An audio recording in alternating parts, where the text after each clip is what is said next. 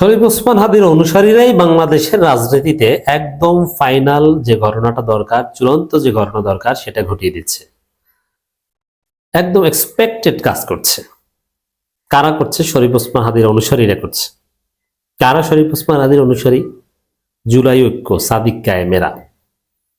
যারা জানেন না তাদের জন্য জানাচ্ছি, শিবির আর ইনকলাব মঞ্চ কিন্তু জোটে আছে। বাংলাদেশের সমস্ত ছাত্র সংসদ নির্বাচনে শিবির এবং ইনকলাব মঞ্চ জোটবদ্ধ হয়ে নির্বাচন করে। শিবিরের প্যানেলে ইনকলাব মঞ্চের প্রার্থী প্রতিনিধি থাকে, এর মানে জোট, শিবির ইনকলাব মঞ্চ ঐক্য জোট। এই দিক থেকে যেহেতু শরীফ ওসমান হাদি সিনিয়র আর সাদিক কায়েমরা বেশ জুনিয়র, সাদিক কায়েম শরীফ ওসমান হাদির প্রায় 6 ব্যাচ জুনিয়র, সাদিক কায়েম আমারও প্রায় 6 ব্যাচ জুনিয়র। অতএব এই দিক থেকে সাদিক কায়েমকে শরীফ ওসমান হাদির অনুসারী বলা যায়। আর জুলাই ঐক্য, এই এবি জুবায়ের, মোসাদ্দেক, এরা সবাই শরীফ ওসমান হাদি। এখন আমি শরীফ ওসমান হাদির অনুসারী, বাংলাদেশ শরীফ ওসমান হাদির অনুসারী। শরীফ ওসমান হাদিকে আল্লাহ রাব্বুল আলামিন সে হাল, সে মাকাম দান করেছেন। পুরো বাংলাদেশ, প্রফেসর ইউনূস বলেছেন, বাংলাদেশের অস্তিত্বের উপর আঘাত, শরীফ ওসমান হাদির উপর আঘাত। অতএব শরীফ ওসমান হাদির অনুসারী আমরা সবাই, ইউনূস শরীফ ওসমান হাদির অনুসারী। অতএব তারা আজকে রাজনীতিতে সবচেয়ে জরুরি পয়েন্ট, এটা না করতে পারলে বাংলাদেশের রাজনীতিতে শান্তি আসবে না। কোনটা? ভারতকে শায়েস্তা করতে হবে। হাসিনা পালিয়েছে কিন্তু ভারত এখনো খেলছে। ইন্ডিয়ান দূতাবাস বন্ধ করে দিতে হবে। এটা না করতে পারলে বাংলাদেশে শান্তি আসবে না। আমরা ভারতের সাথে ন্যায্যতার ভিত্তিতে সম্পর্ক চাই, কিন্তু সেই সম্পর্ক নতুন ভাবে স্টার্ট করতে হবে। তার আগে মিনিমাম কয়েক মাসের জন্য হলেও ভারতের দূতাবাস বন্ধ করে দেওয়া জরুরি। বাংলাদেশের যত ডিপ্লোম্যাট আছে ভারতে, অনেক হাই কমিশন অফিস থেকে শুরু করার অনেকগুলো কনসুলেট আছে, সবাইকে ফেরত আনা দরকার, সব বন্ধ করে দেওয়া হোক। আর যারা বাংলাদেশে নিযুক্ত আছে ভারতের ডিপ্লোম্যাট, তাদেরকে লাথি দিয়ে বের করে দেওয়া হোক। তারপরে বাংলাদেশের জনগণ, এই শরীফ ওসমান হাদির অনুসারীরা দেখেন, যেহেতু ডিপ্লোম্যাটদের নিরাপত্তা দেওয়ার ক্ষেত্রে আন্তর্জাতিক আইন রয়েছে, Vienna convention on diplomatic relations 1971 এর ক্ষেত্রে 1962 সম্ভবত বাধ্যবাধকতা রয়েছে। এ কারণে আগে তাদেরকে ফেরত নেওয়ার ব্যবস্থা করা হোক, পাঠিয়ে দেওয়া হোক। তারপরে প্রতীকীভাবে হলো ভারতীয় দূতাবাসের ইট এক একটা যদি জনগণ খুলে আনতে পারে, একটা ইতিহাস কায়েম হবে, একটা অধ্যায় রচিত হবে যে অন্য দেশে খবরদারি করা, হেজিমনি কায়েম করা, তার পরিণতি ওই দেশের দূতাবাসের ইট খুলে নেয় জনগণ। এটা করতে হবে আমাদেরকে। বিএনপি এখন ভারতকে বাঁচাতে, বাংলাদেশে ভারতকে রক্ষা করতে চেষ্টা করছে না, বিএনপি সব প্ল্যান ব্যর্থ হবে হচ্ছে। আজকে আপনারা দেখছেন যে ভারতীয় দূতাবাস অভিমুখে জুলাই ঐক্যের যে march to Indian high commission,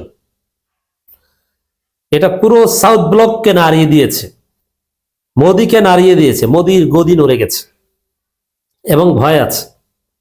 ওরা ভয়ে আইভ্যাক বন্ধ করেছে ফর দি টাইম বিং। শুধু আইভ্যাক না, তোমাদের দূতাবাস বন্ধ করে চলে যাও। সম্পর্ক বন্ধ করাটা জরুরি। তারপরে বিভিন্ন শর্ত দিয়ে নতুন ভাবে শুরু করলে তখন আর এটা থাকবে না। কিন্তু এই সম্পর্ক কন্টিনিউ করলে পুরনো বিভিন্ন জরাজীর্ণ অনেক কিছু জড়িয়ে সামনের দিকে আসবে। এজন্য একদম বন্ধ করে দেওয়া হোক। তারপরে শিক্ষা দেওয়া হোক, বাংলাদেশ নতুন ভাবে স্টার্ট করবে।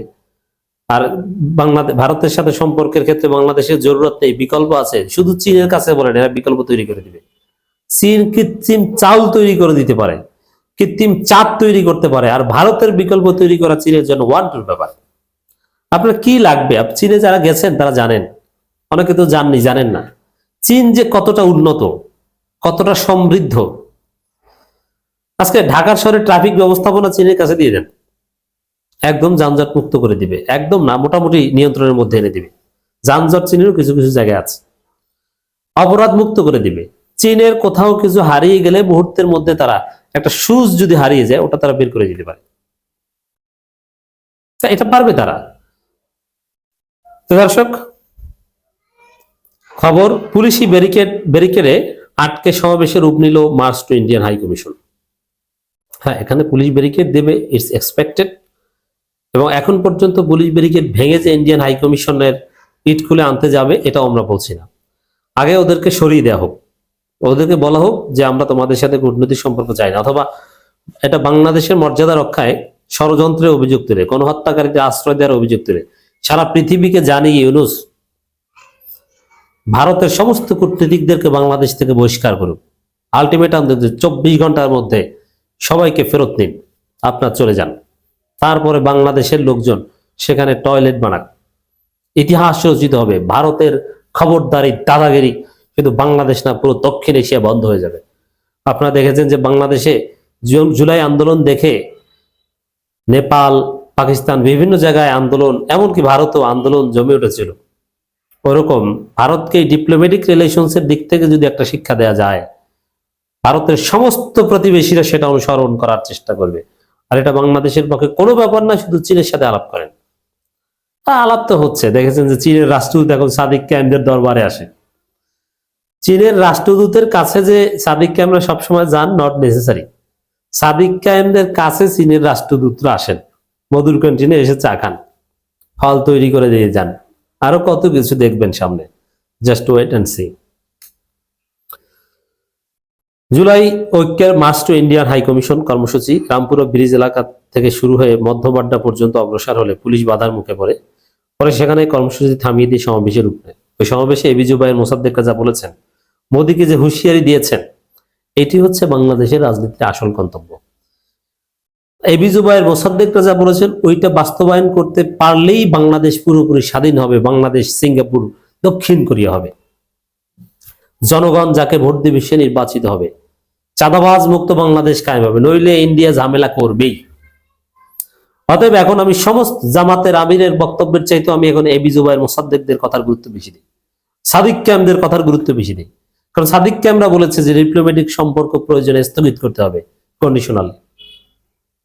অতএব বিএনপি তো সরাসরি ভারতের দালালি করছে, জামাত অনেক ক্ষেত্রে কৌশলগত চুপ। যদিও জামাত ভারতের আধিপত্যবাদের বিরুদ্ধে যথেষ্ট সোচ্চার, কিন্তু রাজনৈতিক দলের পক্ষে এই জুলাই ঐক্যের মতো এতটা সিরিয়াস হওয়া সম্ভব নয়। এই কারণে শরীফ ওসমান হাদির রক্তের বিনিময়ে, শরীফ ওসমান হাদি যেহেতু শহীদ হবেন, শরীফ ওসমান হাদির শাহাদাতের বিনিময়ে বাংলাদেশ ভারতের আধিপত্যবাদ মুক্ত হবে। শরীফ ওসমান হাদির শাহাদাতের সাথে সাথে বাংলাদেশ গর্জে উঠবে। ইন্ডিয়ান হাই কমিশন অফিসের ইট খুলে আনবে তরুণরা, সেই উদ্যোগ নেওয়া হবে। শরীফ ওসমান হাদির রক্ত বাংলাদেশের 54 বছরের গোলামীর জিঞ্জির এই রক্তের মাধ্যমে ছিন্ন হয়ে যাবে। অতএব দর্শক, শরীফ ওসমান হাদির অনুসারীরাই এখন বিএনপির সব প্ল্যান ব্যর্থ করে ভারতকে বাংলাদেশ ছাড়া করবে।